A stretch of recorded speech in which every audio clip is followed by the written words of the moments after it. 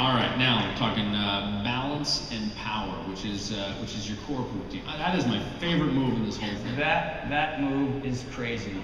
Well, you know, balance and power is exactly what it is. You know, you're adding balance components with strength components at the same time. Usually you'll see them separately.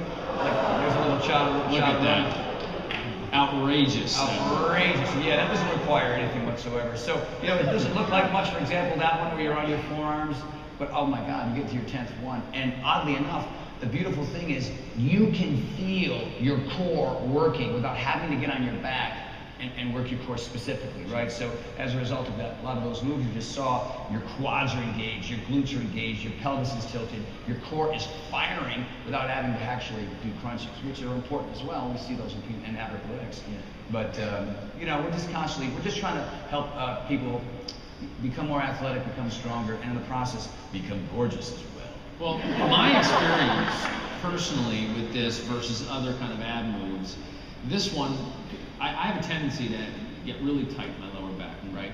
So these kind of moves, a lot of plank moves, man, just fixes my lower back pain. Like it's just fixed. Right. So I'm excited about that. All this extra core work. Anybody who, you know, if you sit a lot, you work a lot, the lower back tightens up, and I think you're going to feel some relief by strengthening it this way versus just doing the old. Well, you know, it's amazing how much we've learned in 7 years when it comes to just doing a standard push-up. You know, like today, like the other day when we were in my workout, you know, you never heard me cue things like flex your quads, drive the backs, you know, your backs and your knees toward the ceiling, and turn your heels back and tilt your pelvis towards your elbows. You know, I mean, we cued it as best we could based on what we knew at that time, but we've learned so much in the interim that, you know, when you see folks now do in P90X2, you see them do a push-up, they're like this steel rod from head to heels, you know, and that's the idea. And it requires, you know, some new philosophy to be able to do that. And when you do, like yourself, you prevent that injury. Because so many people have that lower back slap when they're doing their push-ups because they're focused just too much on numbers.